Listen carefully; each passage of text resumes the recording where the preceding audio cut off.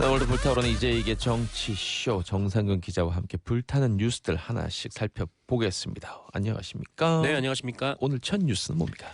네, 지소미아 조건부 연장 합의를 두고 우리하고 일본이 어제는 사과 문제를 놓고 공방을 벌였습니다. 네. 청와대가 지난 일요일 이 지소미아 조건부 연장과 관련해서 일본의 잘못된 발표에 항의를 하자 일본 측이 사과했다. 이렇게 일요일 날 밝혔었는데 네네. 그러자 이에 대해서 일본이 불과 4시간 만에 사과한 적이 없다라고 재반박을 하고 나섰습니다. 문제는 우리나라처럼 뭐 어떤 책임 있는 당국자가 기자들 앞에서 뭐 이에 대해서 설명한 방식이 아니라 익명의 일본 관계자가 일본 언론에 좀 말을 흘리는 식으로 신분을 감추고 이런 주장을 하고 있다라는 점인데요. 그러면서 일본이 사과한 적이 없다라고 밝힌 이 일본의 익명 관료는 여기에 더해서 우리가 일본에 항의를 함으로써 일방적 양보라는 국내 비판을 피하려는 목적이 있는 것 같다라고까지 말을 했습니다. 그러자 이에 대해서 청와대가 어제 재반박에 나섰습니다. 네. 청와대는 기자들에게 메시지를 보내서 이 정의용 안보실장의 발언에 일본 정부 누구도 사실과 다르다 이렇게 얘기를 하지 않고 있다라면서 진실 게임은 일본과 한국의 언론이 만들어내고 있다라고 주장을 했습니다. 또한 그 일본 측이 사과한 적이 없었다면 이 공식 경로를 통해서 우리에게 항의를 했을 것이나 그런 적도 없다라고 덧붙였는데요. 그러자 이번에는 다시 일본 정부가 이 공식 입장이라면서 우리 정부의 발언에 또 반박을 했습니다.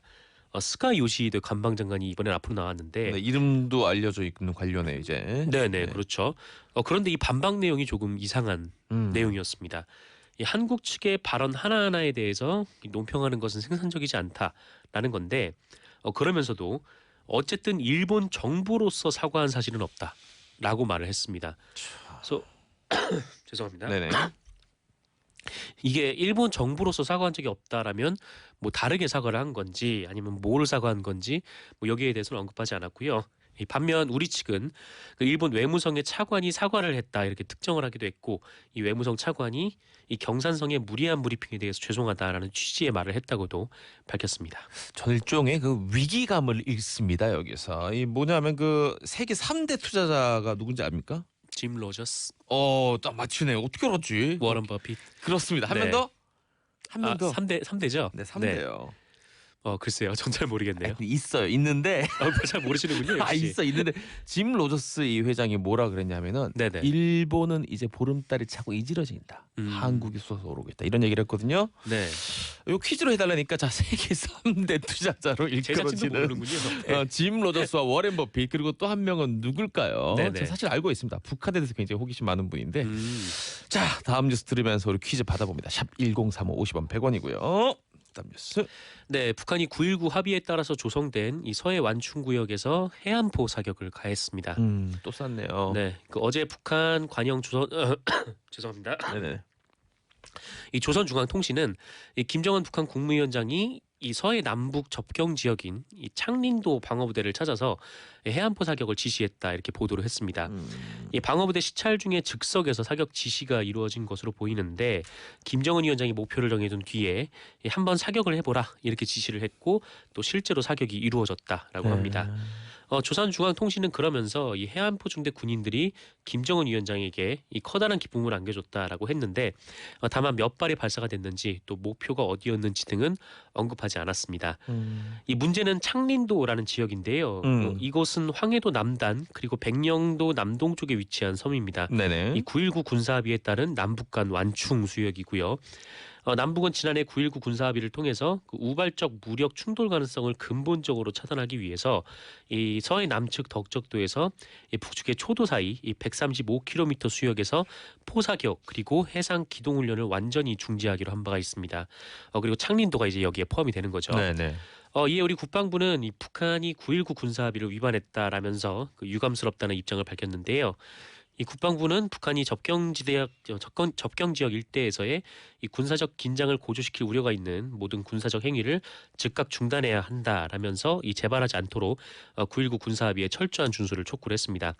하지만 김정은 위원장이 뭐 임의의 단위가 임의의 시각에도 전투 임무 수행에 동원될 수 있게 뭐 철저히 준비돼 있어야 한다라면서 이 실전의 맛이 나는 훈련을 해야 한다라고 말해 이 추가 도발이 또 우려가 되는 상황입니다. 알겠습니다. 자, 그리고 참 제가 이 본 뉴스 중에 제일 분통 터지는 뉴스가 있었어요. 네. 예, 죄가 있고 그 사람이 죄를 지은 게 확인됐지만 아이고 벌은 못 주겠네라는 뉴스인데 참 전해주시죠. 네, 이 법원이 김학의 전 법무부 차관에 대한 무죄 판결에도 불구하고 이 성접대 증거로 제시된 이 동영상 속의 남자가 김학의 전 차관이다라고 분명히 밝혔습니다. 김학의 전 차관이 건설업자 윤중천으로부터 성접대를 받았다는 증거로 제시됐던 게 이 역삼동 오피스텔에서 찍힌 사진 그리고 이 원주 별장 동영상이었는데요. 네. 이 성접대는 나아가서 이제 집단 성폭력으로도 강하게 의심을 받고 있고 또 피해자들의 주장도 집단 성폭력으로 일치를 하고 있습니다. 음흠. 그리고 얼마 전 이 김학의 전 법무부 차관에게 무죄를 선고한 재판부가 어제 판결문을 공개를 했는데 이 재판부는 이 판결문을 통해서 사진과 동영상 속의 인물을 김학의 전 차관이라고 보는 것이 맞다 이렇게 주석 형태로 설명을 했습니다. 김학의 씨는 오피스텔 사진 속 남성이 자신하고 평소 가르마 방향이 다르다라면서 이 자신이 아니라고 부인을 했는데 재판부는 얼굴형의 이목구비, 안경 등이 김학의 전 차관과 매우 유사하고 이 사진의 인위적인 조작은 이루어지지 않았다라면서 이 가르마 방향 역시 이 촬영 방법이나 저장 과정에서 좌우가 바뀌었을 수 있다라고 일축을 했습니다. 네. 또한 윤중천과 피해 여성이 오피스텔에서 김학의에게 성관계 기회를 제공했다고 일관되게 진술한 점 그리고 김학의 전 차관과 그 부인이 이 사건의 무마를 위해서 피해 여성 등에게 직간접적으로 연락한 점도 이를 뒷받침한다라고 밝혔습니다. 이렇게 2013년 이 세상을 떠들썩하게 했던 권력형 성범죄인 김학의 사건 속 동영상이 김학의임을 법원이 확인을 했는데 공소시효를 넘어서 단죄를 할 수가 없게 된 상황인데요. 이렇게 되면 2013년 당시 영상을 보고도 그 김학의 씨를 소환도 하지 않은 이 검찰에 대한 비판 여론이 높아질 것으로 보입니다. 그렇습니다. 이 뭐 누구한테는 헐겁게 누구한테는 바짝 쪼이고 이 뭔가 형평성에 어긋난 것 같다는 느낌을 지울 수가 없긴 합니다. 네, 특히 이제 제 식구에게는 참 한두 그래요. 번이 아니죠. 네, 욕하고 싶은데 이 방송이라서. 자, 그리고 또 안타까운 뉴스가 하나 전해졌는데 그 예전에 몇 달 전에는 그 미성년인 그 어린 선수들 상대로 조사를 했었는데 이번에 네, 맞습니다. 성인 상대 스포츠 선수들을 상대로 한 조사가 있었어요. 네, 국가인권위원회 스포츠인권조사단이 실업팀 선수 인권 실태조사 결과를 발표를 했습니다. 음. 말씀하신 대로 얼마 전에 그 학생 선수들에 대한 충격적인 인권 실태 조사를 네, 전해주셨죠. 발표한 바 있는데 이에 따르면 이 초중고를 막론하고 학생 선수의 34%가 언어, 신체, 성폭력 피해를 입었고 성폭력 피해자만 따져도 무려 2,212명에 달한다라는 이 조사 통계였습니다. 네. 그리고 인권위는 이 후속 작업으로 그 실업팀 선수의 인권 실태 조사 결과를 발표했는데 이 결과도 못지않게 충격적이라는 것이죠. 이 조사단은 지난 7월 그 17개 광역 지방자치단체 그리고 이 40여 개 공공기관 소속의 실업 선수 1,251명을 설문조사했는데 그 결과 조사에 응한 선수가 1,251명이었는데 네. 이 중에 143명, 그러니까 11.4%가 성폭력 피해 경험이 있다라고 답을 했습니다. 응답자 중에 66명이 그 손, 볼, 허벅지 등에 불쾌할 정도로 불필요한 이 신체 접촉을 경험했다. 네. 이렇게 밝혔고요. 이거 직접적인 추행이죠. 신체 크기나 모양, 몸매에 대한 성적 농담을 경험한 선수도 6.8%에 달했습니다. 심지어 한 선수는 인권위와의 심층 인터뷰에서 한 지도자가 네. 이 고등학생 여자 선수에게 술 마실 때 무릎 위에 앉아보라고 했다라는 말을 했다고 합니다. 미치겠다, 정말. 그리고 실제 성폭력 피해를 입은 여성 선수가 2명, 이 강제로 키스나 포옹, 이 과한 신체 접촉을 당한 사람이 남성 2명을 포함한 13명이라고 밝혔습니다. 이 30대 후반 여성 운동선수는 이 경기 후에 감독으로부터 왜 가슴으로 안기지 않느냐라면서 혼인한 적이 있다라고 말을 했습니다. 아주 그냥. 그러면서 이 감독이 이렇게 얘기를 했다고 하는데 나를 남자로 보는 거냐? 너는 가정교육을 잘못 받았다. 이렇게 얘기해서 또 수치심이 들었다라고 말했다고 합니다. 이 각종 언어 폭력 그리고 신체적 폭력도 만연했는데요. 그 응답자의 33.9%, 그러니까 424명은 언어 폭력을 경험을 했고요. 192명은 신체 폭력을 경험을 했습니다. 그리고 응답자의 8.2%는 폭력 주기에 대해서 거의 매일 맞는다 이렇게 답을 했다고도 합니다. 그렇습니다. 이 후진제의 체육계 그 후진적인 문화를 빨리 체질 개선을 해야 된다는 목소리 높아지고 있습니다. 네. 잠깐 그 따뜻한 물 마시면서 쉬시고요. 아까 그 세계 3대 투자자 얘기를 했습니다. 커피 쿠폰 받으실 분 세 분입니다. 2858님. 세계 3대 투자자 중 나머지 한 명은 바로 접니다. 이재익의 정치쇼에 투자하겠습니다. 요분 탈락. 그리고 김중현님께서는 정확하게 알려주셨습니다. 워렌 버핏 그리고 조지 소로스, 짐 로저스 이렇게. 조지 소로스. 조지 소로스 저희가 물어봤죠. 네. 워렌 버핏은 오마이 현인. 네네. 그리고 짐 로저스는 조지 소로스가 이제 북한을 굉장히 좋아하는 분이잖아요. 그렇죠? 네네네. 짐 로저스가 이제 일본은 지느해 한국은 떠오르네. 이런 이제 취지 얘기를 했죠. 강윤정 3대 투자자는 누가 정한 겁니까? 손정희는 몇 번째일까요? 했는데 최근 조금 실적이 안 좋은 것 같아서 빠진 것 같습니다. 네, 그런 것 같습니다. 그래요. 세 분께 모두 카페 쿠폰 드렸습니다. 자, 다음 뉴스 살펴보겠습니다. 국내 뉴스네요. 네, 검찰이 유재수 전 부산시 경제부시장에 대해서 구속영장을 청구했습니다. 유재수 전 부시장은 2년 전 금융위원회 간부로 있을 때 뇌물을 받고 관련 업체들의 편의를 봐준 혐의를 받고 있습니다. 그리고 검찰은 이런 의혹들이 이 청와대 감찰에서 상당 부분 드러났음에도 불구하고 이 감찰이 왜 중단이 된 건지, 그리고 금융위원회가 그 결과를 받아보고도 왜 자체 감사를 하지 않은 건지 그 이유에 대해서 의혹으로 제시하면서 이 수사를 확대해 나간다라는 네. 방침입니다. 당시 금융위 부위원장이었던 김용범 기재부 차관은 백원호 청와대 민정비서관으로부터 감찰 결과를 통보받았지만 감사는 하지 않았다라고 밝혔는데요.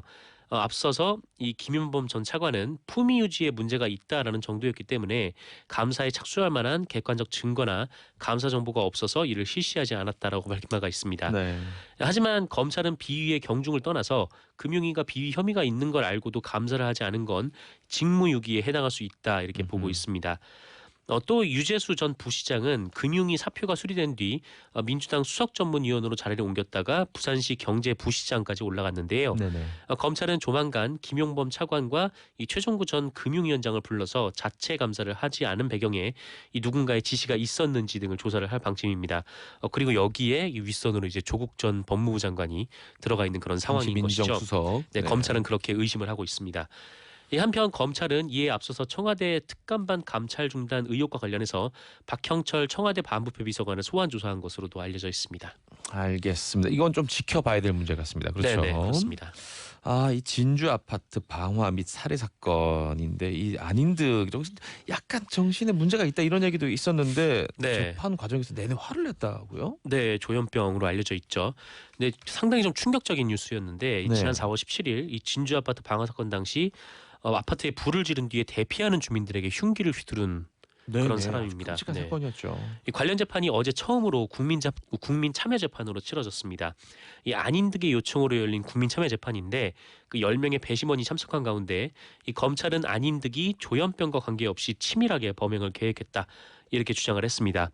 이 범행 한 달 전에 흉기 2자루 그리고 휘발유통을 구입해뒀고요. 네. 당일 새벽에 시간에 맞춰 나가서 휘발유를 사왔다라는 건데 여기에 안인득 사건의 피해자 측 증인은 안인득이 제정신이 아닌 상태에서 범행을 저질렀다면 아무데나 이제 막 흉기를 휘둘렀을 텐데 그렇죠. 그런데 안인득은 목과 머리 등 급소만 노렸다. 어허. 네, 이렇게 주장을 했습니다. 이 반면 안인득 측 이 구선 변호사는 이 조현병으로 인한 심신미약 상태에서 범행한 점을 고려해야 한다라고 반박을 했는데요. 그런데 정작 이 안인득은 재판 내내 혼자 이제 분노와 불만을 드러냈습니다. 이 자기 변호인이 발언할 때조차 뭐 내 억울한 사연은 얘기하지 않고 있다 이렇게 언성을 높이기도 했다라고 합니다. 알겠습니다. 오늘 마지막으로 BTS 얘기도 전해주셨는데 저희가 오프닝 때 알려드렸습니다. 네네. AMA 아메리칸 뮤직 어워드에서 3관왕을 삼관왕입니다. 기염을 토했다는 뉴스였습니다. 고맙습니다. 고맙습니다. 내일 뵙고요. 이제 이게 정치쇼 2부로 넘어갑니다.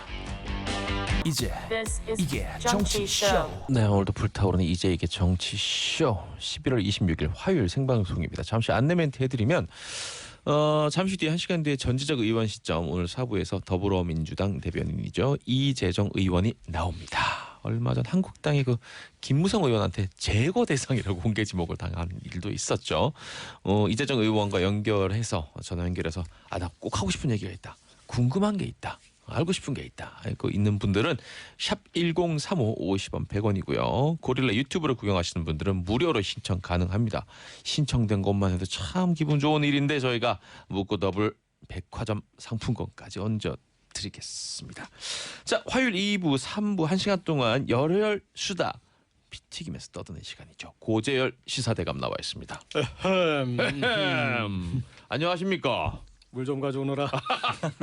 물 대여하랍신다. 그래요. 박연미 기자 나와 있습니다. 안녕하세요. 오늘 제가 본 것 중에 상태가 최근 제일 좋네요. 아 그래요? 오늘 오랜만에 좀 숙면 취한 같은 느낌입니다. 네, 좀 잤고요. 네, 멤버가 바뀌어서 네, 환영하는 의미로 그런 의미에서 네. 자 이건 무슨 색깔인가요?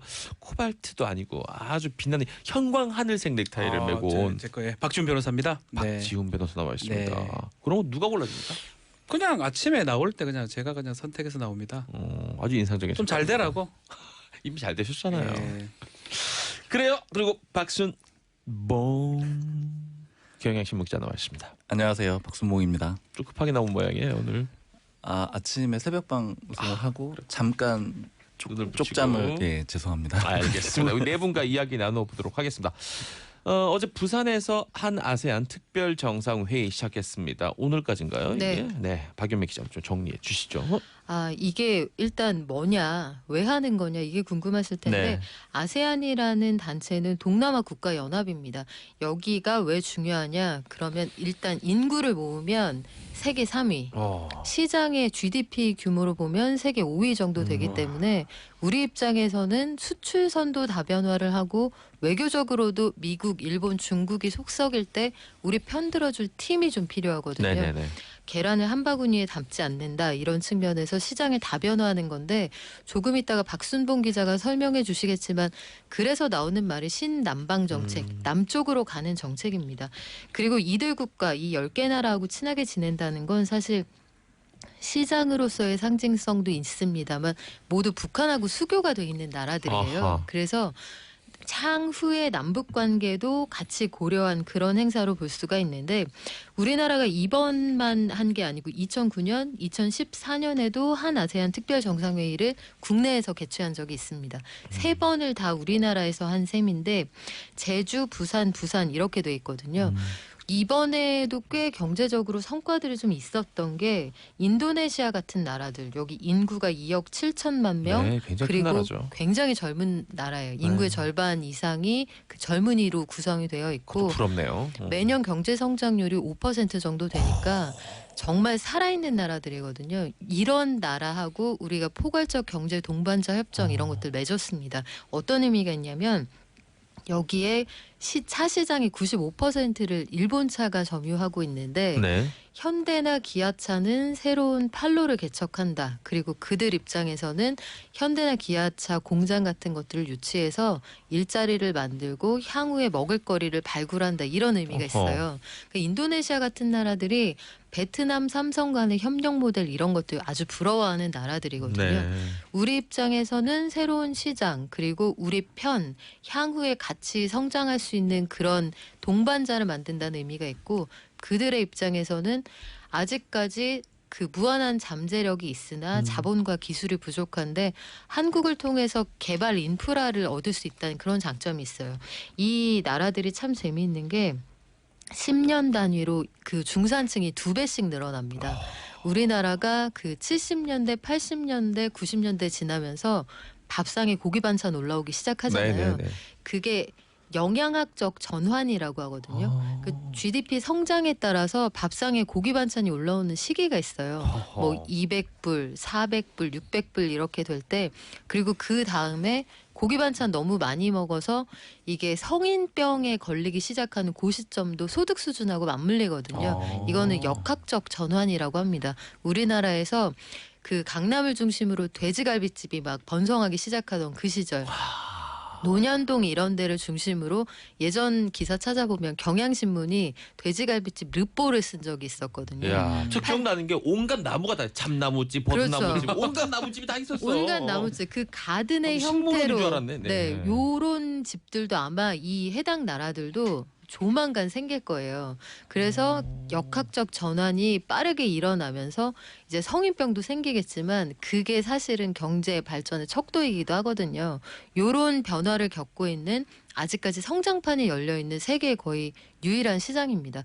여러 가지 경제 외교적인 의미가 있는 시장이죠. 야 청와대에서 나오셨나요? 진짜 대박. 야, 나 무슨 나 이거 얘기하고 싶어요. 나 녹음해가지고 따로 이렇게 한번 홍보를 네. 이 정도는 해야 되는 거 아닙니까? 저는 이게 중요한 건데. 보고 뭐예요? 저 비교보가 어떻게 할까요? 어떻게 아니, 저쪽으로 가서 약간 아쉬운 게 네. 정말 중요하잖아요. 딱 들어보니까 이래 중요한데 네. 이거 관심 없이 오늘 알았어 이래 중요한지. 야, 그렇죠. 왜 진짜. 보도를 이렇게 안 되고 있죠? 제가 박연미 기자님께 제가 일단 네. 제가 네. 그 노벨 정리상 한번 드리고요.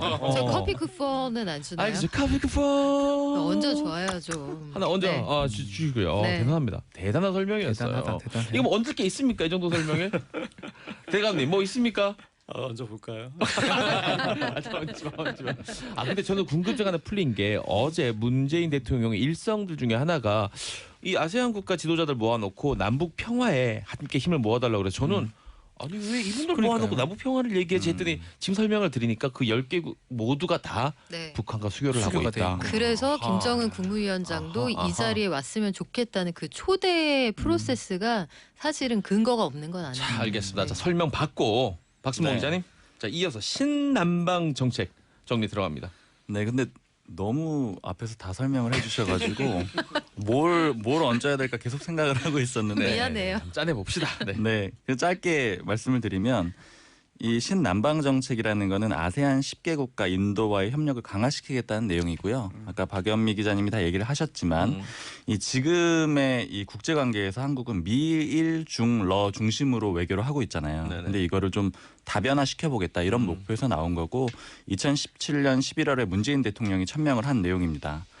지금 이렇게 좀 다변화하려고 하는 거는 이 미일 중러가 중요하긴 하지만 불편할 때도 굉장히 많잖아요. 네네네, 뭐 미중 맞습니다. 무역 분쟁도 있고 네, 맞아요. 일본과의 비행기 막 날아오고 막. 네, 네. 관계도 안 좋고 이렇기 때문에 좀 다변화하겠다라는 목표가 있는 거고요. 또 말씀하신 대로 두 번째로 이 북핵 문제 해결을 위해서도 굉장히 유용합니다.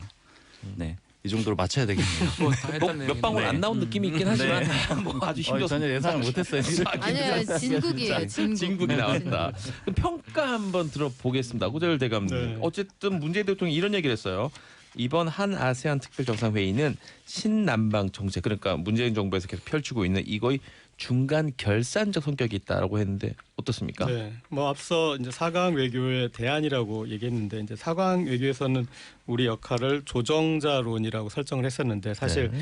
조정이 되는 분들이 아니죠, 이분들이. 네, 그래서 우리의 좀 바람만큼 역할을 못했는데 이 아세안 10개 국가의 외교를 통해서 어떻게 보면 좀 원교 근공을 했다고 할 수 있을까요? 원교 근공. 그러니까 사실 4강 입장에서는 우리가 분단된 상태로 현 상태로 유지되는 게 가장 나을 수 있거든요. 네. 그런데 같이 공동 번영할 수 있는 파트너로는 지금 이제 공동 수교를 하고 있는 이 아세안 10개국이 해당될 수 있고 그래서 뭐 싱가포르나 베트남, 북미 회담도 이제 그쪽에서 이렇게 유도했었던 것이고요.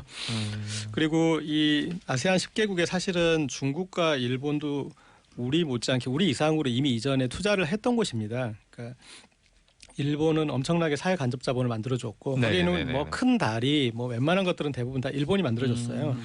그리고 중국도 1대1로 정책으로 상당히 또 일본에 이어서 투자를 많이 하고 있었고 여기에 우리가 이제 어떤 버금가는 그런 그 국가로 위상을 세웠다는 것만으로도 충분히 인정받을 수 있을 것 같고 그리고 아까 이제 성장판이 열린 사회라고 했는데 맞습니다. 그러니까 볼빨간 사춘기를 거치고 있는 국가들인데 그런 이제 세대가 젊은데 그 세대에 어필할 수 있는 한류가 있었기 때문에 우리나라에 대한 호감도가 엄청나게 높지 않습니까? 뭐 베트남 경우에는 맞죠.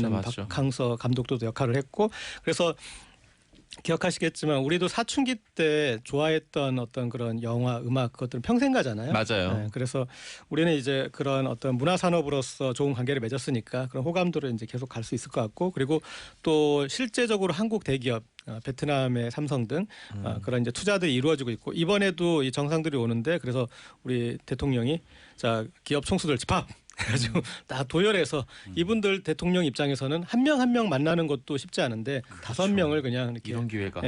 종합 선물 세트로 보여줘가지고 그래서 어떤 결산하는 자리로는 이만한 자리는 없었을 거라고 청와대를 대신해서 제가 말씀드리겠습니다. 느낌은 거의 10점 만점에 10점인 느낌이네요. 아주 좋은. 그럼에도 불구하고 표시였다. 아쉬운 게 네, 포도가 아쉬운 좀 약해요.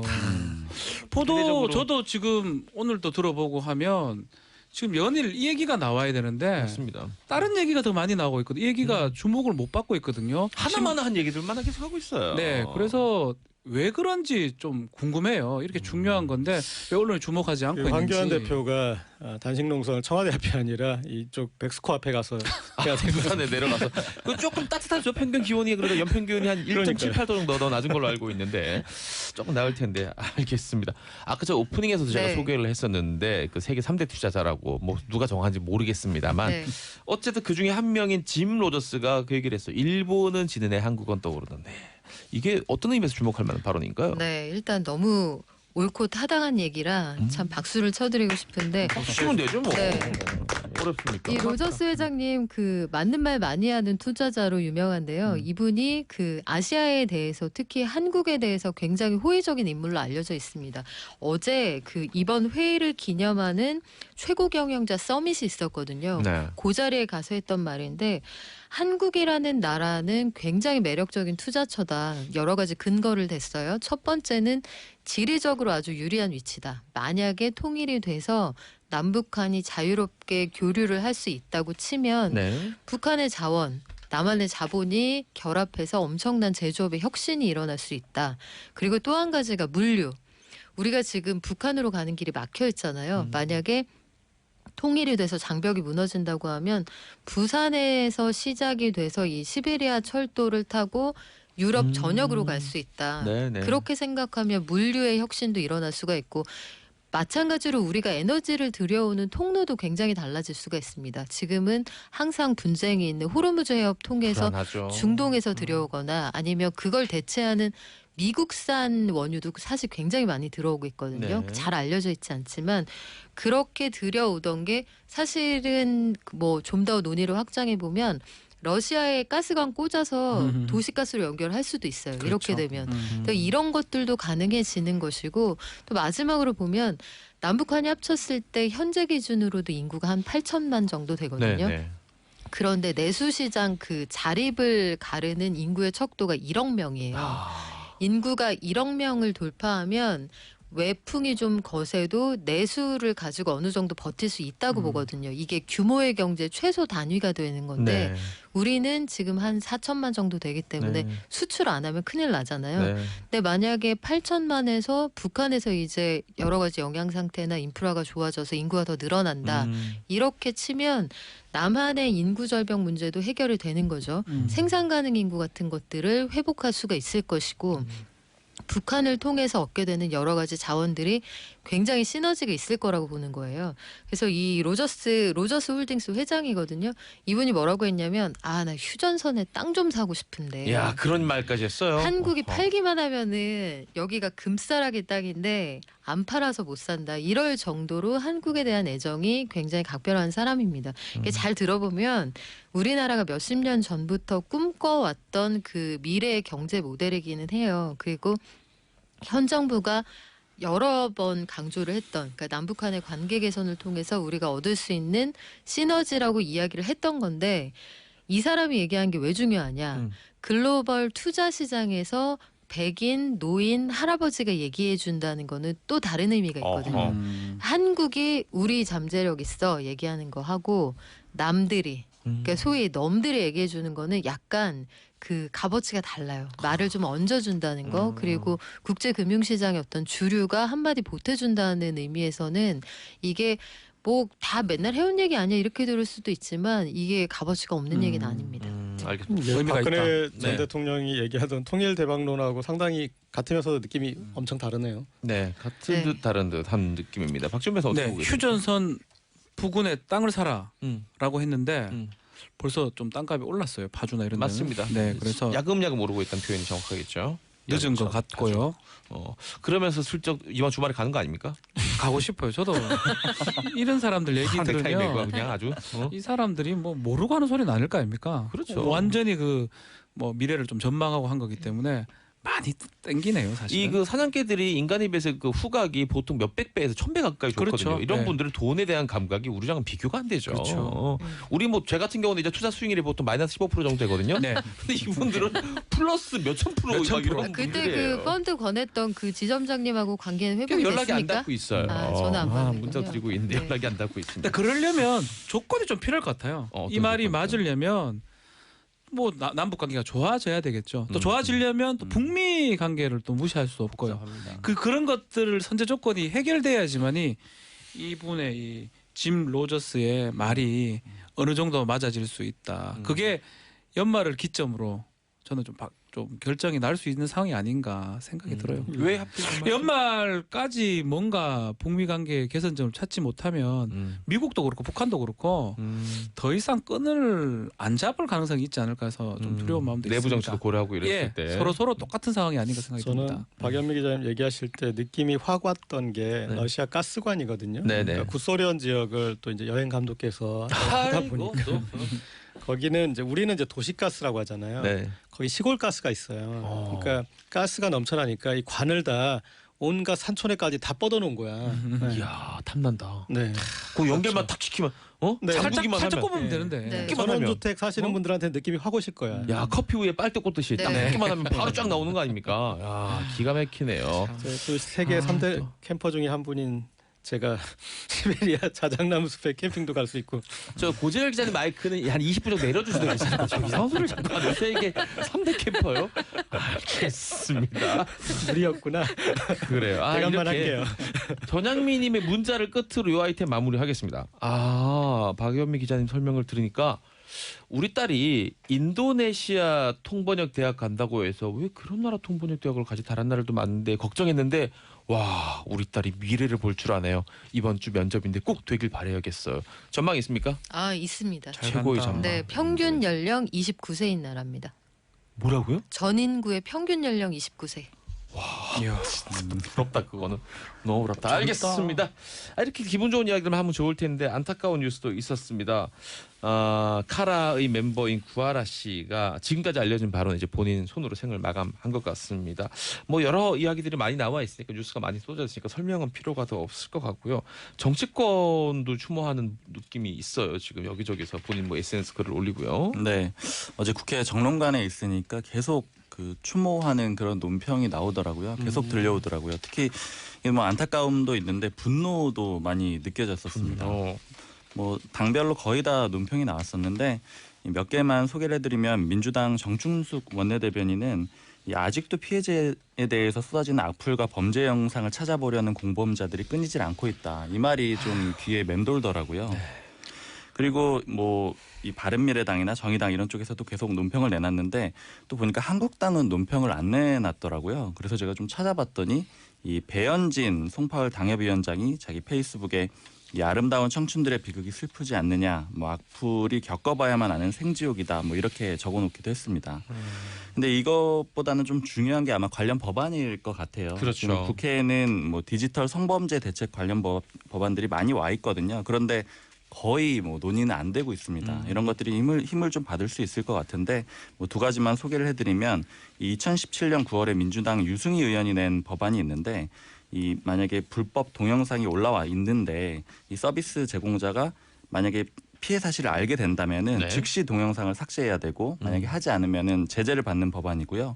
또 2018년 2월에 김수민 의원이 낸 법안에는 만약에 그렇게 하지 않으면은 징역 2년 이하 혹은 2천만 원 이하의 벌금을 부과하도록 강제하는 내용이 있어요. 근데 이게 거의 논의가 없었더라고요. 이번 계기를 통해서 좀 논의가 이루어졌으면 좋겠습니다. 계류 중인 법안들이 있긴 하군요. 자, 그 법 얘기는 이어서 좀 민감한 부분이긴 한데, 그렇죠.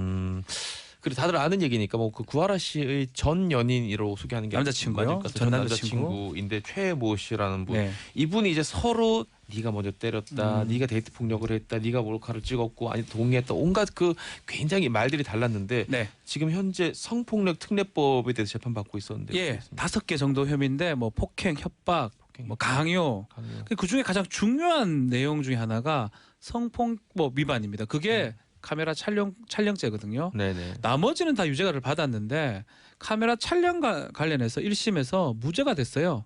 그게 또 가장 큰 범죄 중에 하나고 무죄가 되면서 집행유예가 선고됐습니다. 1년 6개월에 징역 1년 6개월에 집행유예 3년. 결국 이 성폭법 몰카 촬영했던 거 이 무죄가 된 게 이 구하라 씨 어떤 극단적 선택의 어떤 그런 계기가 아니냐라면서 일각에서는 이 부분에 대해서 좀 강하게 좀 처벌해달라 이렇게 요청하는 상황인데 법적인 문제가 좀 있습니다. 그 법적인 문제가 뭔지는 저 빨리 광고 듣고 몇 네. 분 뒤에 다시 들어보도록 하겠습니다. 이게 정치쇼. 사실 참 안타까운 사건이었죠.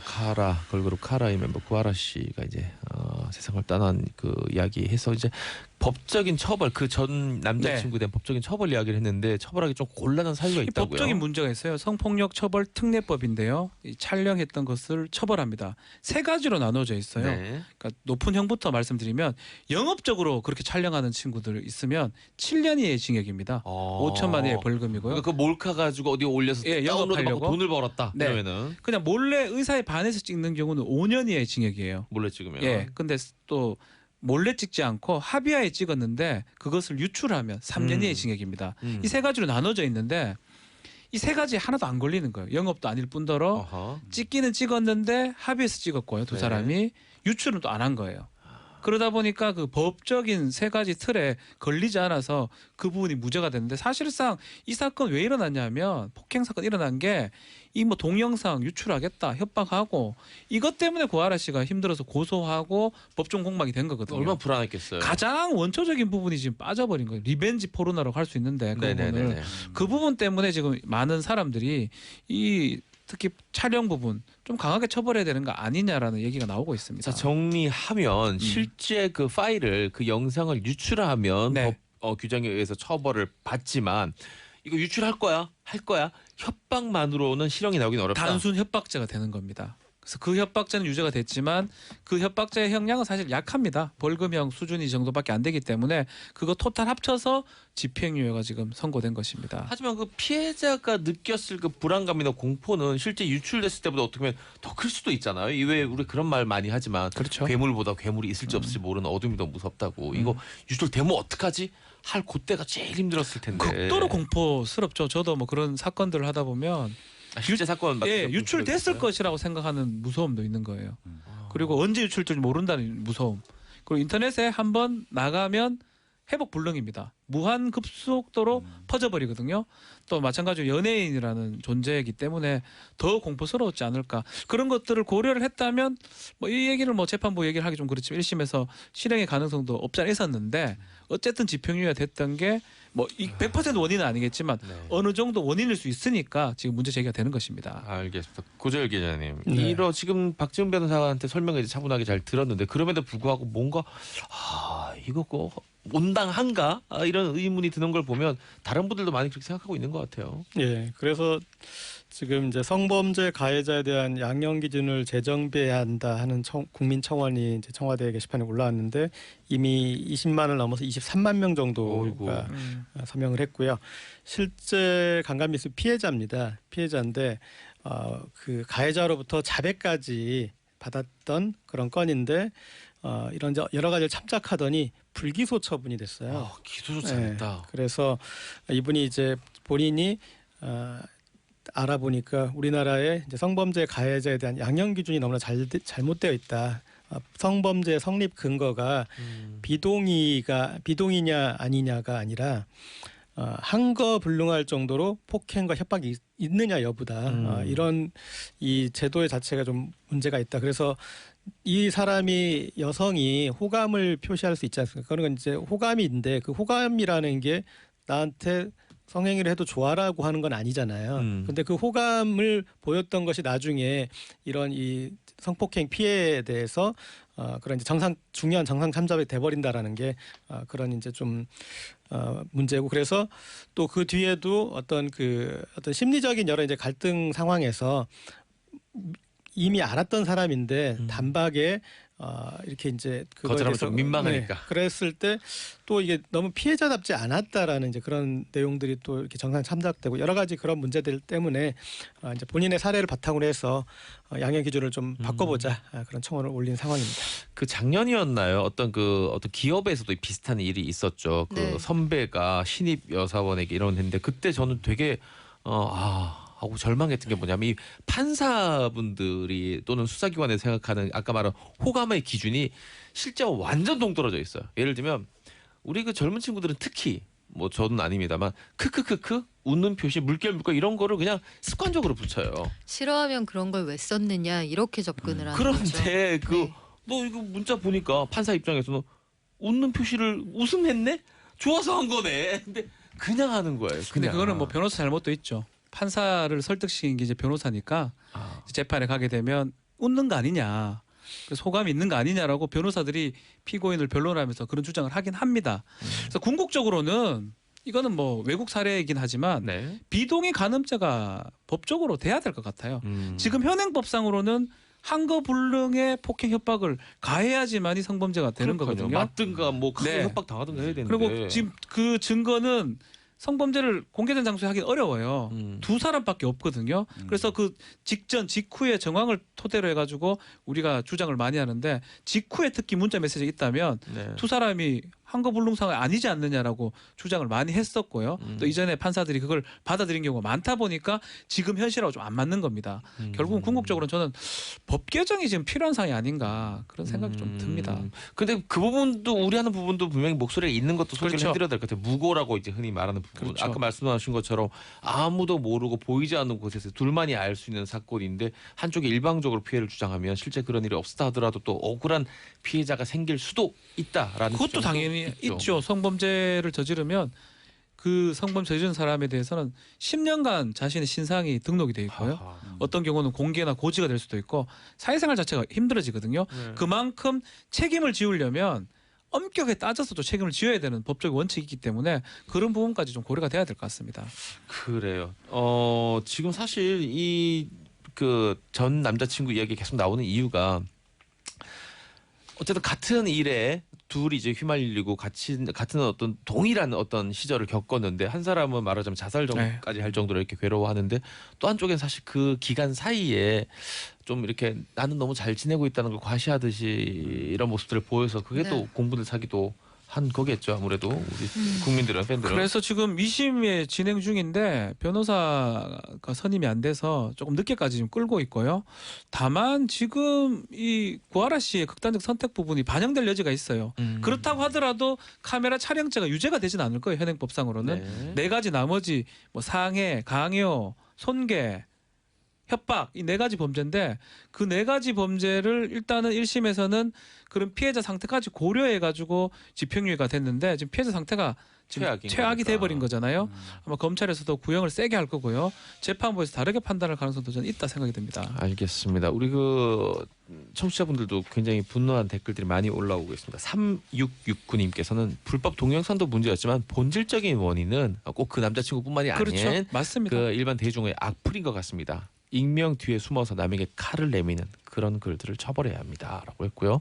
김형호님도 설리 때도 그랬었고 이 악플러들 왜 사법 처리가 안 되는 거냐 이거 관련해 그것도 문제가 있는 게 무조건 악플을 쓴다 해가지고 사법 처리되는 게 아닙니다.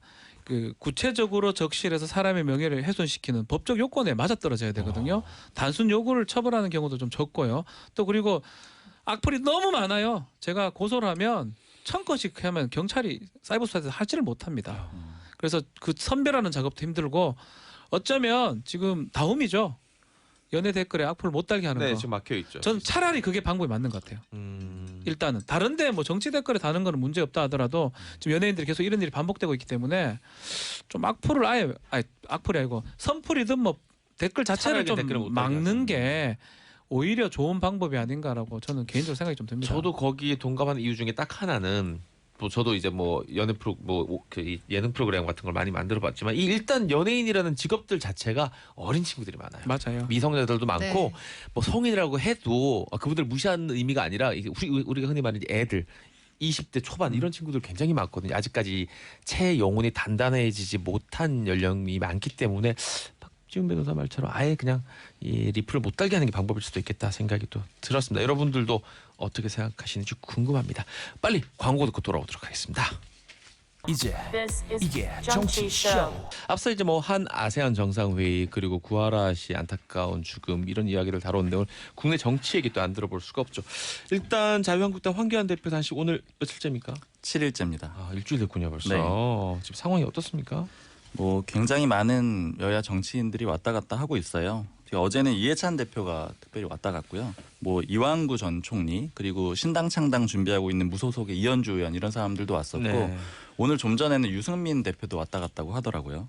근데 좀 제일 주목이 되는 거는 당내 비박계 인사들의 방문이에요. 그러니까 뭐 오세훈 전 서울시장이라든가 뭐 김세현 의원 이런 사람들이 굉장히 강하게 당을 비판을 했었던 사람들이잖아요. 그렇죠. 근데 찾아와서 뭐 너무 그 당을 충정에 의해서 한 얘기다. 신경을 쓰지 마라 이렇게 얘기를 하면서 좀 조용해졌어요. 그리고 이게 단순히 방문을 했다라는 게 중요한 게 아니라 어떤 쇄신의 목소리 같은 것들을 계속 내고 있었던 상황이었잖아요. 근데 네. 그런 것들이 쏙 들어갔습니다. 특히 게다가 지난주에 이 현역 의원 50% 교체를 하겠다라고 당에서 내놨는데 황 대표 단식을 들어가면서 근데 이런 거에 대해서는 충분히 원래는 반론이나 다른 의견이 나올 수 있거든요. 근데 아무 얘기가 안 나오고 있는 상황이에요.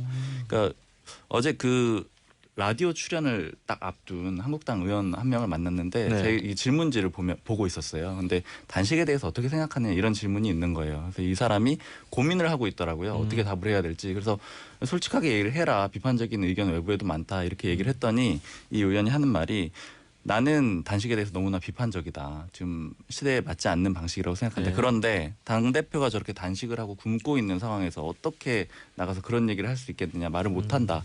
이게 지금 한국당 의원들이 어떤 입을 닫은 그런 것들을 딱 보여주는 일면인 것 같아요. 그래요. 이게 사실 저는 단식에 대해서 뭐 성공적이다, 실패했다 이런 말을 하기가 좀 그렇습니다. 왜냐하면 생명을 담보로 하는 거기도 하지만 어쨌든 근데 정치인이니까 구절대감 정치적으로 그럼 어느 정도 지금 성공이란 말을 하지 맙시다. 성과를 거두고 있는 겁니까? 네.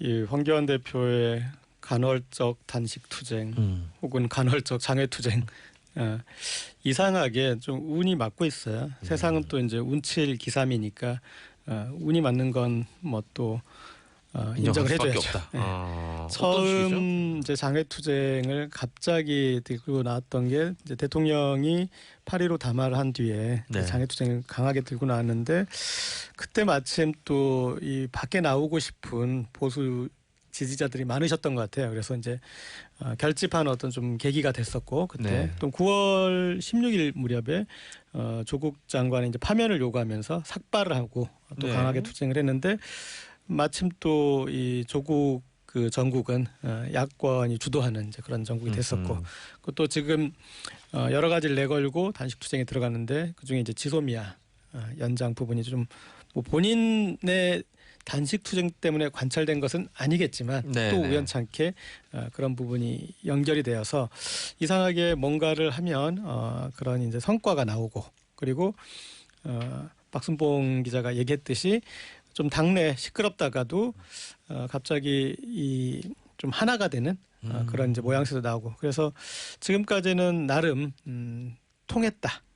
라고 평가할 수 있을 것 같습니다. 결과론적으로는 예. 뭐 그게 인과관계가 정확한지 아닌지는 뭐 다들 이제 판단하는 문제지만 당내에서도 이런 정도로 평가를 하고 있습니까, 박순봉 기자님? 네, 그러니까 처음에는 굉장히 비판하는 목소리들이 많았어요. 그래서 맞아요. 이게 그렇죠. 조만간에 수면 위로 올라오겠구나. 그러니까 어, 그때까지는 익명으로 얘기를 했다면 이제 공식적으로 얘기하는 의원들이 있겠구나 이렇게 생각을 했는데 이 황 대표가 이 단식을 강도를 높이더라고요. 네. 그러니까 일종의 노숙을 병행을 한다라던가 또 청와대 앞에 가서 하고 이 기존에 단식을 했던 방식은 사실은 좀 잘 차려진 천막에서 온열기구도 있는 상태에서 하는 경우가 많았어요. 네네. 그런데 그 방식을 아주 강하게 하니까 의원들이 생각보다 많이 이 황 대표가 굉장히 희생을 하고 있구나 이런 쪽으로 돌면서 이 굉장히 많이 얘기들이 수면 아래서도 좀 잠잠해진 게 느껴집니다.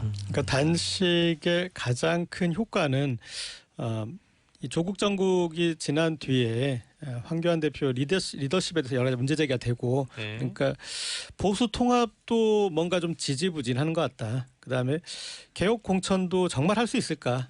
당 쇄신에 대해서는 목소리들이 아주 거칠게 이제 나오고 있었고 그리고 또 밖에서 홍준표 전 대표는 저 봐라 저거 초보 정치인 따라다니니까 자유한국당 지금 이런 어려움 겪지 않느냐 이제 그런 식으로 문제 제기가 돼서 그 초보 딱지, 이 초보 프레임에 상당히 흔들리고 있는 어떤 그런 형국이었었거든요. 네. 그런데 지금 이제 단식 투쟁을 세게 하니까 이런 말들이 쏙 들어갔죠. 예. 자, 일단 그 하고 있는 장소도 그렇고 뭐 일단 그 이 단식의 목소리를 들어라라고 하는 대상이 청와대예요.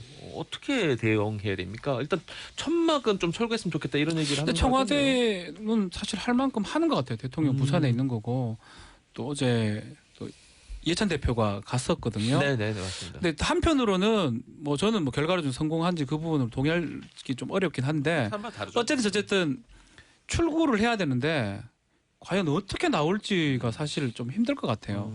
더 요구사항 중에 관철될 건 사실 없거든요. 지소미아는 뭐 운 좋게 이렇게 맞아 떨어진 거고 네. 그렇다면 더 중요한 거는 단식을 마칠 수 있는 명분이 있어야 되는데 가장 안 좋은 결과는 뭐 아파서 병원에 간다든지 뭐 이런 상황이 생긴다면 그렇죠. 응급 이송되는. 과연 그게 결국 리더십을 뭐 해보겠다고 말씀하시는데 나쁜 결과로 되지 않을까. 그래서 지금 고민해야 될 거는 어떻게 나올지를 지금 자유한국당 지도부 측은 고민을 많이 해봐야 될 것 같아요. 이제 조국 대란이 검찰 개혁으로 마무리되었던 수렴되었듯이 황교안 대표의 단식이 그러니까 이를테면 지금 이제 이 중에 관건이 되는 게 특히 선거법이지 않습니까? 그래서 네, 네, 홍준표 네. 전 대표도 다 내주더라도 선거법은 지켜라 그랬는데 이런 와중에 이제 이 선거법이 자유한국당을 좀 배제한 채 진행이 돼버리면 그게 이제 상당히 부담이 될 수 있고 그 부분을 이해찬 대표도 이제 언급하면서 선거법은 협의가 안 되면 부작용이 클 것 같다 얘기를 했잖아요. 그러면 어떤 식으로든 선거법이 처리가 될 것이고 거기에 이제 자유한국당이 배제되는 상태가 되면은 그것에 대한 어떤 그 야권 결집이 나타나고 내년 총선의 프레임도 이 현 정부 심판 선거의 어떤 프레임으로 갈 수 있는 어떤 그런 게 있어서 그래서 황교안 대표의 단식이 내년 이제 이 총선. 심판 선거 이런 식으로 좀 정리가 된다면 엄청난 어떤 그 정치적 효과를 끌어낸 결과라고 봐야겠죠. 알겠습니다. 네. 그리고 이게 아까 출구 얘기를 하셔서 네. 한마디를 좀 곁들이면 출구가 없다라는 거에 대해서 당에서도 계속 고민을 하고 있습니다. 네. 실제로. 왜냐면은 지금 11월 26일인데 이 대체적으로 생각하는 날짜는 버텨야 되는 날짜는 12월 3일이에요. 그때가 되면은 그 선거제 개정안뿐이 아니라 검찰개혁법안도 다 부의가 되니까 이걸 핑계로라도 그때 어떤 뭐 가부가 결정이 되진 않겠지만 이걸 핑계로라도 당에서 말리자.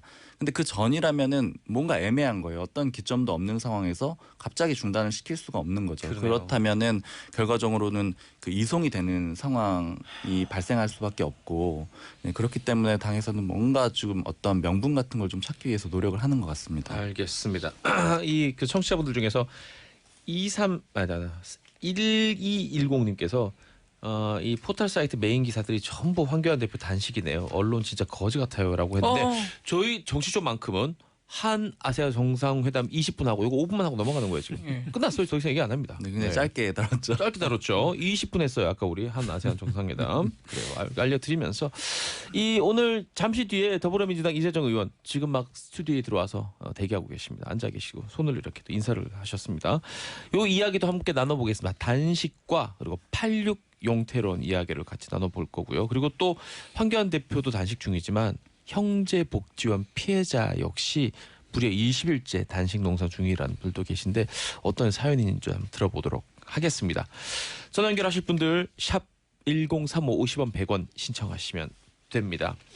아까 앞서 이 한아세안 정상회담 얘기를 정리를 박연미 기자가 너무너무 잘해줬는데 좀 어려운 거 정리할 게 하나 있거든요. 네. 내일이면 연동형 비례대표제를 골자로 한 이 선거제 개정안이 본회의에 부의됩니다. 부의. 저희가 사실 그 저희 코너인 스브스 어린이집이라고 정치 어려운 용어들을 설명해주는 코너가 있는데 거기서 한번 다루긴 했는데 한 번 더 정리가 필요할 것 같은데 선거제 개정안이 부의된다. 이게 어떤 의미인지 누가 손들겠습니까? 제가 하겠습니다. 자, 박수범 기자 역시. 그래, 또 무슨 의미입니까? 설명을 좀 해주시죠. 네, 그 조금 거슬러 올라가야 되는데요. 지난 4월에 국회에서 몸싸움 하면서 패스트트랙 법안들을 올렸던 것들 기억들 하실 거예요. 네. 그때 이 패스트트랙에 올렸던 법안들이 검찰개혁 법안하고 그다음에 이번에 얘기가 되고 있는 선거제 개정안 이렇게입니다. 근데 이 패스트트랙이라는 거는 일종의 고속도로라고 생각을 하시면 될 것 같아요. 네. 빨리 처리해야 되는 중요한 법안을 고속도로에 올려놓은 거예요. 그때 네. 그 올려놨더니 이제 거의 도착지에 다 온 겁니다. 그 도착지가 바로 이 V라는 단계라고 보시면 될 것 같아요. V는 이 상정 전 단계인데 상정을 하는 거는 이 TV에서 보시면은 국회의원들이 이렇게 표결을 하는 장면들이 나오잖아요. 네. 뭐 녹색 찬성한 사람 녹색, 네, 뭐 전국판에 아닌 뜨죠. 사람은 뭐 빨간색 이렇게 나오는데 교육시에서. 그 과정이 바로 전 단계예요. 그러니까 부의된 법안들을 상정을 할 수가 있거든요. 그러니까 이 고속도로의 마지막 종착지 직전까지 와 있는 상태라고 보시면 됩니다. 벌써 330일이 아. 흘렀네요. 그래요. 톨게이트 나오기 직전인 거죠. 아까 지금. 박연미 기자님이 네. 그 한아세안 정상회담 정리로 노벨 정리상 받았잖아요. 네. 뭐라고 청룡 대종상? 뭘 줄까? 저는 좀 더 짧게 했으니까 더 가산점이 없나요?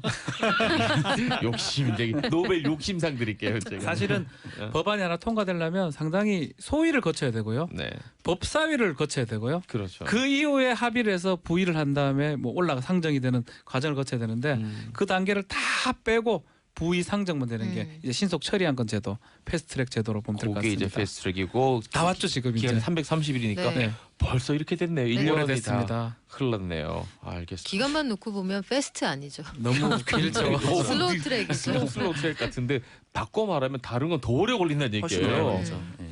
통과된 법안이 거의 없어요. 이재정 의원 한번 물어봐야 되겠죠. 알겠습니다. 참 안타까운데 지금 아까 앞에 얘기했던 이 뭐 제1야당인 자유한국당 황교안 대표 단식이 이 상황에서 부의 그다음에 상정되는 과정에 영향을 줄 수도 있습니까? 네, 굉장히 큰 영향을 줄 수밖에 없는데 이 지금 한국당 원내 지도부가 협상을 하고는 있잖아요. 근데 협상을 하는데 당 대표는 원촌 무효를 주장하면서 단식을 하고 있어요. 그럼 굉장히 강력한 가이드라인이 존재하는 상태에서 협상을 해야 되는 겁니다. 네. 사실은 협상을 하지 말라는 것에 더 가깝고요. 네.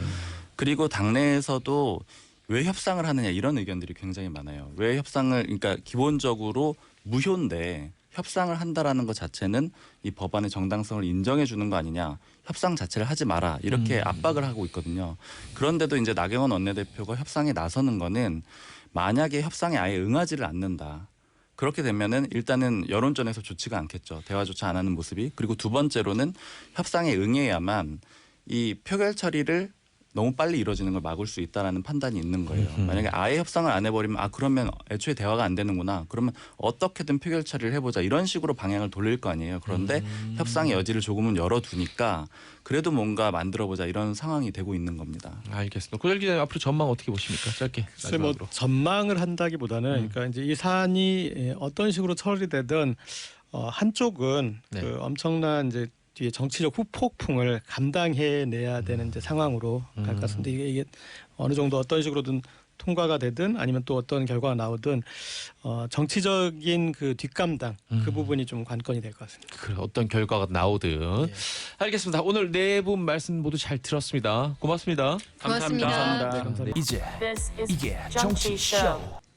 SBS 이제 이게 정치쇼. 오늘 4부 아주 특별한 시간입니다. 여의도 핫 이슈를 현직 국회의원의 시선에서 들여다보는 전지적 의원 시점입니다. 더불어민주당 대변인이죠. 이재정 의원 나와 계십니다. 안녕하세요. 네, 반갑습니다. 이재정입니다. 네, 가을을 온몸으로 표현해주고 계십니다. 네. 좋습니다. 네. 늘 가을이면 입는 옷입니다. 그래요. 뭐 아주 지난주였나요? 소방관들 국가직으로 전환하는 거. 네. 참 말이 그동안 하도 많아서 어떤 네. 분들은 벌써 전환된 줄 알고 있었던 분들도 예. 있을 거예요. 지난주에 맞아요. 전환이 됐네요. 이게 이재정 의원하고 무슨 인연이 있는 법이라고요? 제가 국회의원 되고 보통 이제 제일 처음 내는 법안을 1호 법안이라고 얘기하거든요. 네. 대부분 자기의 의정 활동에 대한 어떤 비전이나 목표를 1호 법안에 담기 마련인데 여러 법안 중에 고민하다가 이 법안을 1호 법안으로 했었어요. 당시에는 20대 국회 안에 통과되리라는 생각은 못했었고 소방관 국가직화 지금은 많은 분들 귀에도 있지만 굉장히 낯선 말이거든요. 네네네네. 예, 어색한 말이고 국민들 네. 일상에는. 근데 여러분들이 관심을 가져주시면서 사실은 여기까지 오게 됐고 물론 이제 법통과 직전에 시쳇말로 이제 등산할 때 그 깔딱고개라고 하죠. 그 마지막 깔딱고개를 넘지 못해 정말 주저앉아 앉을 뻔했던 때도 있었는데 그때마다 우리 같이 SBS 포함해서 여러 언론들에서 관심 가져주시고 국민들이 성원을 해주셔가지고 정치인들은 국민이 노려보고 관심을 가지면은 수가 없거든요. 못 이기거든요. 그래가지고 저희가 합의에 이르러서 본회의 통과까지 이르게 됐습니다. 사실 제일 그 무식한 방법 같지만 그 국회의원들 그 지역에 있는 그 사무소에 전화하는 게 제일 효과적인 방법일 수도 있겠네요. 해가지고 이런 것 좀 신경 써라 하는 게. 그런 푸시도 푸시지만 이번에 소방관 국가직화 관련해서는 굉장히 많은 분들이 디테일한데 접근을 하셔가지고 그러니까 의원들한테 그냥 통과시켜라가 아니라 뭐 법안 소위에 뭐 어떻게 하라라든지 굉장히 디테일한 논의에도 관심을 많이 관심을 가지셔가지고 그런 것들이 국회의원들도 옴짝달싹 못하게 만들었던 것 같아요. 배우 정우성 씨도 목소리를 보태잖아요. 그럼요. 처음에 이 얘기가 낯선 얘기였던 당시에 소방관 국가직화가 이런 내막이 있습니다. 이 제도가 이렇게 바뀌면 소방관들이 이렇게 달라집니다라는 퍼포먼스를 저희 의원실에 시작했는데 네. 공교롭게도 이제 유명 연예인들이 그걸 받아주셨어요. 정말 기획하지 않았는데 그 중에 한 명이 이제 정우성 씨고 정우성 씨 외에도 그냥 뭐 김혜수 씨라든지 뭐 등등 많은 분들이 있지만 유독 이제 제 눈에 정우성 씨가 띄었어요. 인지상정이에요. 인지상정이고 아니 좀 그분이 그냥 그 퍼포먼스를 하면서 제가 좋아하는 이재정 의원 이렇게 얘기를 하셨어요. 특별히. 그래서 저는 그전에는 뭐 정우성 씨 딱히 안 좋아했거든요. 근데 뭐 저 좋다 하니까 그때부터 눈에 보이더라고요. 가끔 약간 거슬리는 부분이 있는데요. 그래요.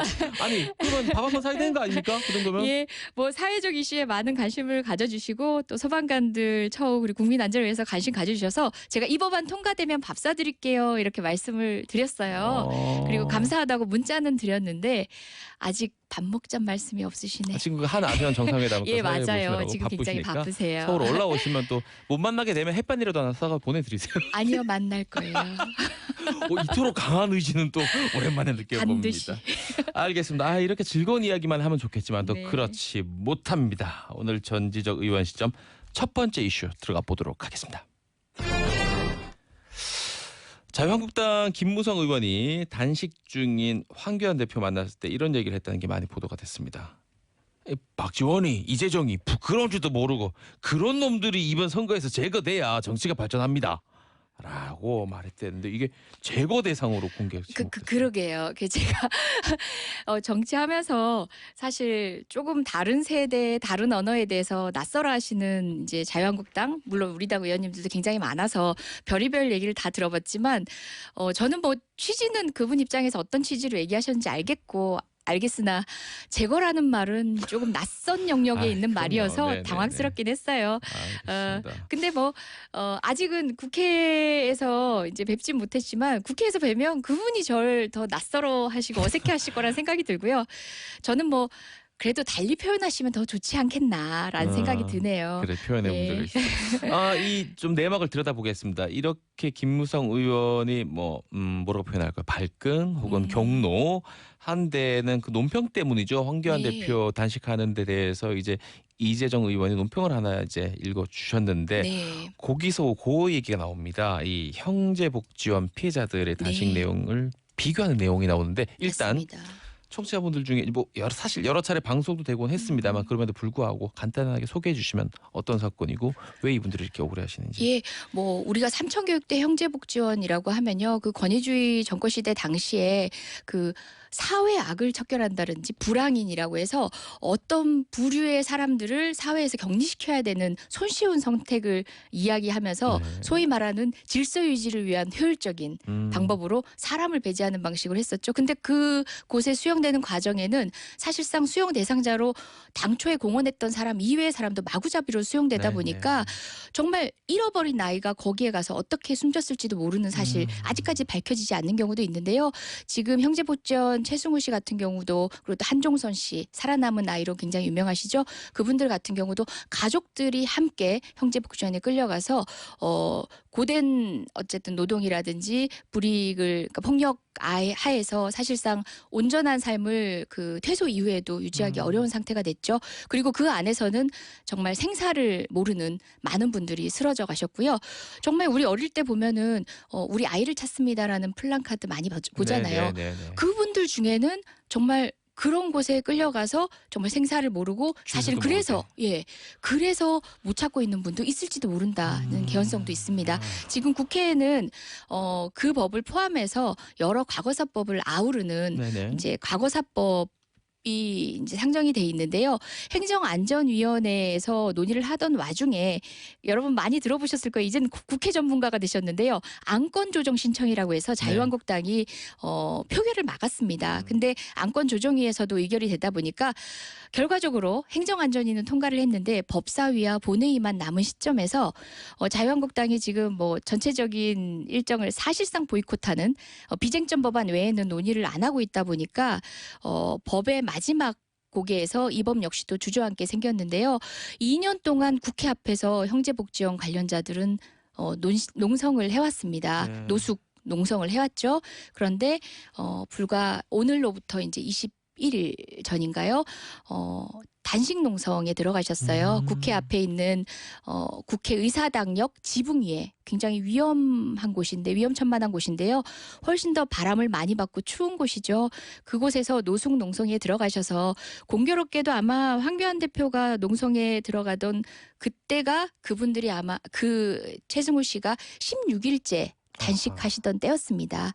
근데 그 두 모습이 너무나 비교가 되고 또 뿐만 아니라 최승우 씨 지병도 있으신데 그래요. 그분을 살릴 수 있는 건 바로 황교안 대표거든요. 황교안 대표가 지금이라도 결단하시고 원내 사령탑이신 우리 나경원 대표 결단만 하시면 그분의 목숨은 구할 수 있는데 그런 권한을 가지신 분이니까 제가 비교해서 하면서 사실 황교안 대표께 더 절박한 국민을 쳐다봐 달라는 메시지를 전한 거였어요. 듣고 보니까 정말 그 연결고리들이 정말 슬픈 아이러니라고 네. 할 수 있겠네요. 이 뭐 사실 지나간 국가의 잘못에 대해서 아무리 뒤늦게 진실을 밝히고 보상을 한다 그래도 그 피해자들의 인생이 다시 그럼요. 찾아줄 수는 없습니다. 예. 그럼에도 불구하고 해야죠. 그럼요. 이건 그거밖에 할 수가 그 없으니까. 최소한이라도 해야죠. 알겠습니다. 우리 청취자 여러분들도 이런 일들이 지금 벌어지고 있다는 것들 예. 알아주셨으면 소방관 좋겠습니다. 국가직화 여러분들의 도움으로 가능했듯이 이 문제도 여러분들이 조금만 더 관심 가져주시면 내일 모레 열리는 국회에서도 충분히 통과할 수 있을 만큼 국회 논의는 성숙됐습니다. 그래요. 또 정치인이시기 때문에 정치 문제도 이야기하지 않을 네. 수가 없습니다. 일단 그 같이 계속 얘기하고 있는 황교안 자유한국당 대표 그 패스트트랙 법안 폐기 자체를 이제 요구하는 거잖아요. 네. 그러니까 어떤 이견 조정이 아니라 이건 아예 이건 해서는 안 된다고 하는 거니까 이게 타협이 쉽지 않아 보여요. 늘 국민 말씀하시는데 사실 패스트트랙이라는 것도 야삼당 그러니까 총 4당이 모여서 공조를 한 건데 이게 국회 내 특정 세력의 야합이 아니라 국민이 구성해준 국회 일정 부분의 가중 정족수를 만족시켜서 패스트트랙에 올리게 된 거거든요. 이것도 민의예요. 민의. 국민의 요구예요. 그래서 조금 협상이 불리할 수 있다 하더라도 그거는 패스트트랙의 속성에 기인한 거고 자유한국당이 테이블 위에 나오는 게 제가 볼 때는 총선 얼마 남지 않았잖아요. 네네. 사실 지금의 모든 퍼포먼스, 정치 퍼포먼스는 총선에서의 표심에 관련이 됩니다. 정말 멀리도 보지 마시고 당장 4월만 보시더라도 지금 선택이 맞나? 라는 생각 저는 한번 그런 의견 드려봅니다. 이게 그 대표의 그 개인적인 의견이 아니라 사실은 그 나경원 원내대표도 그 크게 이제 목소리를 높이는 것처럼 아주 귀에 막 쟁쟁 울리는 그 목소리를 네. 들리는데 어떻게 표현을 하냐면 민주당과 청와대의 장기 독재를 위한 악법이다. 뭐 그렇게 규정하는 게 딱 한 줄로 규정하다면 그 패스트트랙을 나경원 원내대표가 그렇게 규정하고 있잖아요. 네네. 이제 그렇다면은 원내에서도 전혀 합의할 수 없다는 얘기 아닙니까? 이 규정하는 이 패스트트랙이라는 걸 보는 시각 자체가 예. 정반대에 있는 거잖아요. 그러니까 예. 민주당과 다른 이 예. 당에서는 우리나라의 그 민주화를 이 선거에서 통해서 좀 더 합리적인 방식으로 국회의원 선발하자는 네. 거 뽑자는 건데 여기서는 장기 독재를 위한 악법이다라고 하면 이건 예, 얘기가 될까요? 뭐 다른 군소정당을 이중대 삼중제라고 늘 얘기하면서 한편으로 묶잖아요. 근데 그 이중대 삼중제가 지난 주말에 여의도에서 촛불을 들면서 누구를 성토했냐? 바로 민주당을 성토했거든요. 왜 자유한국당하고 얘기하느라고 뜨뜻미지근하냐라고 얘기하는데 그 정도로 민주당은 가운데 있습니다. 자유한국당에게는 그래도 타협을 위한 논의의 테이블 열려 있다고 호소를 하고 있고 또 우리 다른 정당들에서는 빨리 패스트트랙을 위한 공조 강화에 더 힘써달라라는 요구를 받고 있는데요. 그게 바로 민주당의 진심입니다. 정치적으로 한결일 수 없는 정당이지만 명분 때문에 우리도 시뮬레이션하면 우리가 의석수 주는 걸로 나오거든요. 알려져 19대, 있죠. 20대 네. 기준으로 한다면 20대 득표율 기준으로 한다면 그럼에도 불구하고 이것은 게임의 룰이 아니라 국민의 기본권의 확장이라는 측면에서 저희는 명분에 동의한 거고요. 사실 유불리를 따지지 않은 거고요. 그럼에도 불구하고 이 명분보다도 야당과의 협조 테이블을 여전히 열어놓고 있기 때문에 군소정당으로부터 그런 얘기도 듣고 있잖아요. 자유한국당 우리 진심 알아주시면 좋겠고요. 아마 나경원 원내대표도 밖으로는 그렇게 공표하시지만 황교안 대표가 그런 논의의 장을 좀 좁혀놓은 것에 대해서 한편으로는 아쉬움이 있을 겁니다. 아마 원내 의원들은 대부분 좀 아쉬움도 있을 겁니다. 20대 국회 마지막 성적표 받을 날 얼마 남지 않았잖아요. 몇 달 안 남았죠. 예, 국회의 시간을 이렇게 허비할 수 없죠. 자, 일단 협상 테이블은 여전히 차려져 있다고 말씀을 하셨는데 문제는 시간이잖아요. 네, 시간이 계속 가고 있고 네네.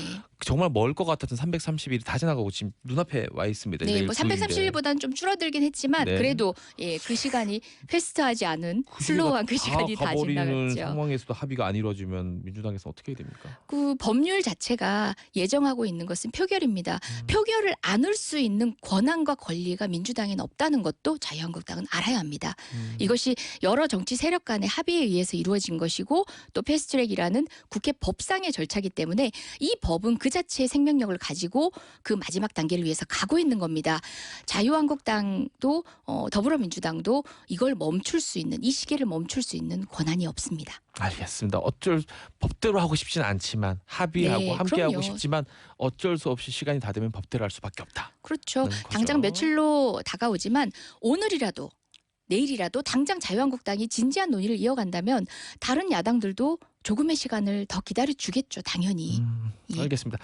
자, 우리 직접 이야기 나누고 하신 분들이 많아서 딱 한 분만 뽑아봤습니다. 그래, 한번 인사 나누겠습니다. 안녕하세요. 예, 안녕하세요. 네, 우리 이재정 의원하고도 인사하시죠. 네, 안녕하세요. 이재정입니다. 안녕하세요, 의원님. 팬입니다. 팬, 어떤 팬입니까? 어디 사는 누굽니까? 마음이 여유로워졌어. 예, 인천 사는 39살 정다일이라고 합니다. 네, 39살 다일이요. 정다일님. 예, 그래요. 이 의원님 평소에 목소리 너무 좋아해가지고요. 방송 자주 듣고 있습니다. 그래, 이야기 나누시죠. 어떤 거 궁금하십니까? 이 의원님 요번에 지소미아 종료 조치가 조건부로 연장 조치되었잖아요. 네. 솔직히 파국은 막았다는 거에 대해서는 찬성하는 입장인데 요 며칠 방송 뉴스를 보니까 네. 일본 측에서 쉽게 이번 사태에 대해서 조치가 이루어질 것 같지는 않아 보여요. 그래가지고 만약에 일본 측에 성의 있는 조치가 없을 때 우리 정부의 지소미아 종료 연장 조치는 구체적으로 언제까지 연장이 될지 그것 좀 알고 싶어가지고요. 예, 어제 그저께인가요? 청와대에서도 입장을 밝혔다시피 조건부 연장 또는 종료 보류입니다.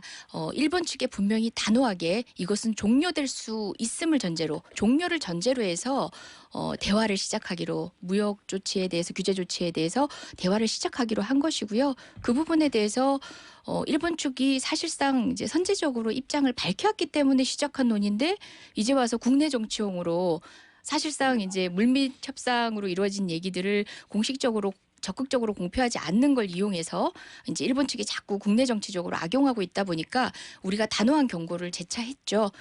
우리는 종료를 이미 선언한 것입니다. 그리고 또 뭐 파국이라고 이야기하지만 외교에 있어서는 종결적인 파국은 없을 겁니다. 결론에 이르지 않을 수 없는 어떤 사정이 있으면 지소미아가 종료될 수도 있는 거고요. 그럼에도 불구하고 그 이후에 복합적인 외교적 해법도 여전히 우리는 모색해야겠죠. 보충 설명 질문을 드리자면 네. 언제든 당장이라도 종료할 수 있다. 그런 취지의 말씀을 이제 청와대에서도 이미 밝힌 바 있습니다. 알겠습니다. 어떻게 다일 씨 좀 예, 이렇게. 우리 법률상으로도 그렇거든요. 이제 제가 변호사였는데요. 법률상으로도 이제 어떤 특정 이행기가 있잖아요. 네. 이행기 때 변제를 하지 않는 것. 또 이제 채무 불이행이지만 이행기가 되기 전에도 사실상 이제 난 채무 변제하지 않겠다라는 것을 수차례 공언을 하면 그건 사실 다시 한번 이행을 요청하지 않더라도 채무 불이행이 되는 경우가 있거든요. 그것처럼 일본이 지금과 같은 방식으로 조건에 해당하는 부분을 지키지 않고 합의한 부분을 이렇게 무력화시킨다면 우리 입장에서는 언제든 지소미아 종료 이미 통보한 바 있기 때문에 그런 결정도 할 수 있는 상황이죠. 그럼 미국 측에서 뭐 갱신이라고 한 것은 또 그것 역시 미국 나름 자기 나름으로 해석을 한 것이고 예, 우리는 언제든 그만둘 수 있다. 예, 지소미아가 굉장히 복합적인 역학관계 국제정세 안에 있는 것은 사실입니다. 하지만 이것은 지소미아 아니더라도 우리 대한민국이 처한 새로운 외교 패러다임에서의 우리의 독자적 외교가 필요한 시점이거든요. 그 부분을 놓치지 않고 지소미아 하나가 그 모든 것을 결정하지는 않습니다. 하지만 어려운 상황이고 많은 지혜와 해완들이 필요한 건 사실입니다. 그래요. 정다일님 어떠셨습니까? 솔직히 기한이 정해져 있지 않다 보니까 답답한 면이 많아가지고요. 특히나 뉴스 들을 맞습니다. 때. 네, 네. 알겠습니다. 예를 들면 뭐 우리 그 국민 입장에서는 1월 31일까지 공식적인 사과가 없을 시에는 지소미아는 다시 파기 작업에 들어갑니다. 뭐 이렇게 종료합니다.라고 하면 또 깔끔한데. 예를 들면 예, 사실상 이제 청와대가 정무공사를 통해 가지고 조치를 한 다음에 했던 그런 이제 발언들을 공개한 이후에도 일본 측에 공식적인 반응이 없었죠. 사실상 네. 수긍을 하고 있는 겁니다. 그리고 이후의 태도를 한번 지켜보도록 하겠습니다. 조금 답답하시겠지만 시간을 조금만 더 주시면 좋을 것 같습니다. 정다일님. 예, 원칙을 예, 놓치지 알겠습니다. 않겠습니다. 정다일님 예, 고맙습니다. 감사합니다. 예, 감사합니다. 그래요. 정치쇼 많이 사랑해 주시고 홍보도 많이 네, 해주십시오. 고맙습니다. 야, 우리 청취자분들 수준이 보통이 아니죠. 네. 그래서 떨었어요. 네. 근데 팬이라고 해서 잠시 안심했다가 또 어려운 질문이 질문에 날카로워서. 예, 바짝 또 긴장했습니다. 알겠습니다. 우리 이재정 의원과 함께하는 전지적 의원 시점 두 번째 이슈는요. 역시 또 국내 정치 이야기네요. 386 또 지금 이제 586이 됐죠. 대표 주자로 꼽혔던 임종석 전 실장이 이 제도권 정치에 떠나겠다고 선언한 이후로 이제 흔히 말하는 86 용태론, 언론에서 이제 만든 말이긴 한데 계속 얘기가 나오고 있습니다. 어때요? 민주당 내에서는? 86이라고 따졌을 때 저는 바로 그 밑에 세대죠. 그렇죠. 70년대. 예, 응칠 세대라고 하면서 우리 젊은 의원들 모임도 이제 언론에 회자되기도 했었는데요. 우리 세대 또 우리보다 더 밑에 정치권 진입조차 못하고 있는 청년 세대 정치 얘기가 지금의 화두인데 네. 저는 이것이 386이라고 하는 세대의 용태론으로 해소되어서는 안 된다. 그러면 정말 쇄신의 기회와 쇄신의 기준을 놓치는 거라는 생각이 들고요. 그러면 86 이상의 다른 4선 정치인이나 더 이상의 정치인들은 다 노예한 정치인이고 다 사라져야 됩니까? 그런 관점의 이야기가 아니거든요. 저는 86세대가 저는 90년대 세대이기 때문에 사실상 86세대의 어떤 역사적 책임과 그 실천에 빚지고 있는 측면도 저희도 있다고 생각합니다. 네. 그런데 그 86세대가 그런 역사적으로 어떤 동치성을 가진다 하더라도 정치적으로 그 사람들 누군데? 너무 네. 객체화하나요? 그분들의 어떤 역할들이 동질화할 만큼 사실은 어떤 역할을 못 보여줬다는 게 저는 되려 문제였다고 생각하고요. 386은 그간의 참모에만 머물러 있었고 이제 리더십을 보여준 적이 없다가 20대 국회 들어와서 이제 원내대표로 많이들 이제 부각이 됐는데요. 그 이유가 저는 중요하다고 봅니다. 리더십을 발휘해서 정말 우리 같은 이제 90년대생 그리고 또 그 이하의 청년 정치를 리드하고 자리매김할 수 있도록 가운데 가교 역할을 얼마나 성공적으로 해내느냐가 그분들에게 남겨진 과제지요.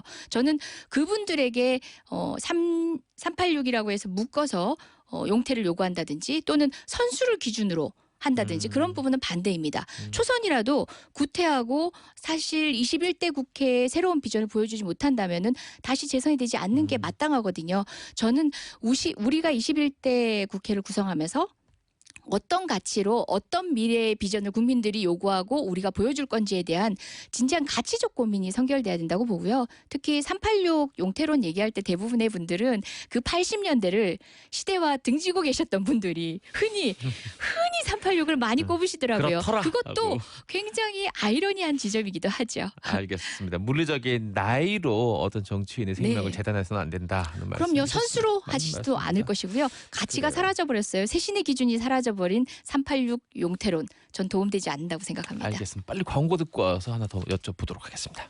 이제 이게 정치쇼. 네, 이제 이게 정치쇼 민주당 대변인이신 이재정 의원과 함께 하고 있습니다. 지금 2분밖에 안 남았는데 사실은 이재정 의원 의원 글이 너무 많아요. 문자로. 네. 하트가 지금 막 번쩍번쩍합니다. 이거 소개해도 2분인데 아까우니까 시간이 네네. 하나 여쭤볼 수밖에 없습니다.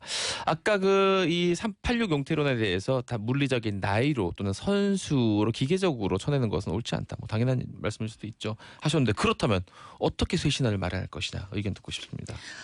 네, 그러니까 연장선에서 그러니까 남의 당 얘기하기 뭐하지만 이제 50% 물갈이론을 자유한국당에서 네, 얘기합니다. 네. 더 혁신적이지 않냐 이런 얘기를 합니다. 그때 저는 혁신의 기준을 아직 모르겠다라고 했거든요. 자유한국당이 박근혜 대통령 탄핵에 대해서 사실상 그냥 더 이상 묻지 않고 가는 형국일 때는 네. 그것이 쇄신 50%가 물갈이가 된다고 해서 그걸 쇄신으로 받아들일 국민은 없다고 봐요. 실제로 모든 국회는 50%가 국회 구성원 300명 중에 150명 가까이가 초선이에요. 근데 국회는 왜 똑같을까요? 아하. 그래서 사람만으로 다가가는 방식은 우선 쇼하는 데는 그럴싸해 보이지만 정말 정치를 바꿀 수 없다는 지점들을 국민이 좀 더 예리하게 노련하게 지적을 해주셨으면 좋겠어요. 저는 맞습니다. 더불어민주당도 사실 가치를 드러내고 그 가치에 대한 국민적 성원을 시험하고 또 그 가치에 얼마나 부응하는 의원, 그러니까 의정활동을 통해 증명해 보였다면 그 의정활동을 통해서도 알 것이고 또 뭐 여러 측면에서 또 검증이 되겠죠. 저는 그런 얘기를 먼저 해야 된다고 생각하고요. 다음 21대 국회의원 선거는 전 일하는 국회가 될 거라고 봐요. 그게 화두가 될 알겠습니다. 거라고 보고요. 그래요. 예, 일하는 의원, 일 알겠습니다. 잘하는 것 둘째치고 일하는 의원 그래요. 뽑아주십시오. 지금까지 이재정이었습니다.